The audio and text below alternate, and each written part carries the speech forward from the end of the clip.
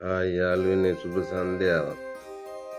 මම මේ අද ආවේ ලංකාවේ පැරණි කාලේ රජවරුන්ගේ කාලේ ඉඳලා පාවිච්චි කරලා තියෙන මුදල් වර්ග ගැන කියන්න. ඒ වගේම මගේ ළඟ තියෙනවා පරණ කාසි තොගයක්. දැන් ඉන්න පරම්පරාවේ ළමයි ඒ කාසි සමහර විට දැකලත් නැහැ. අපේ වයස්වල අය නම් ගොඩක් දුරට දැකලා තියෙනවා.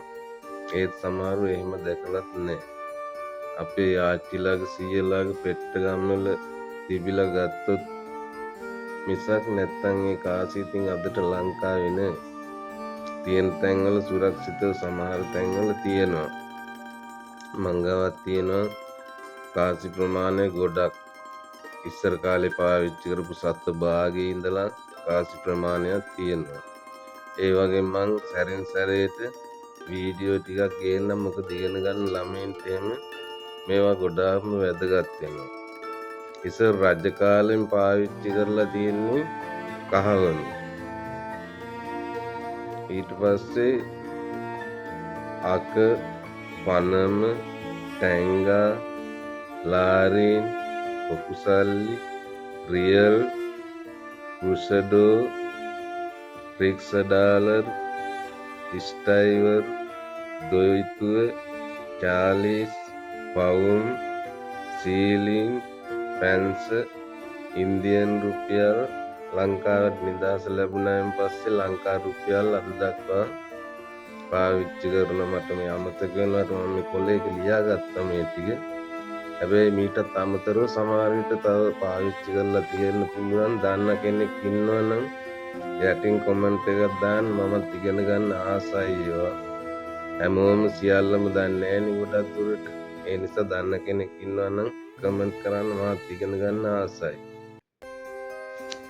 එහෙනම් අපි අද බලමු ලංකාවේ පාවිච්චි කරලා තියෙන තඹ සත භාගය. මේ බලන්න මගේ අතේ තියෙනවා. ඒක හරියට පැහැදිලිව පේන්නේ නැද්ද මන්ද? තඹ පරණයිනේ. මම මේකේ ෆොටෝ දෙකක් දාන්නම් වීඩියෝ එකේ අන්තිමටම. බලන්නකෝ මේ තඹ සත භාගයෙන් අපේ ආච්චිලා සීයලා කොච්චර දේවල් ඒ කාලේ කරගන්න නැද්ද? ඒ කියන්නේ බඩු බාහිරාදී.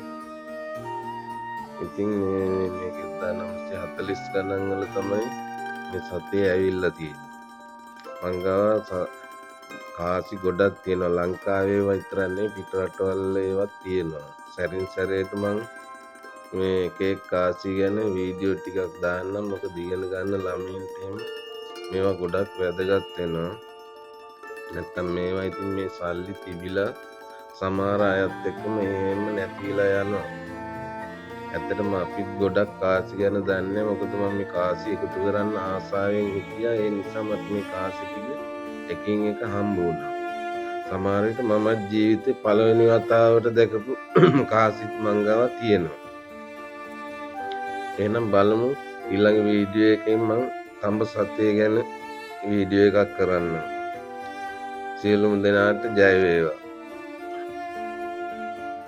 තව ඉස්සරහට මගේ channel එක sub කරලා follow කරලා තියාගන්න. එතකොට වීඩියෝ සියල්ලම බලන්න පුළුවන්. හරි ජය වේවා.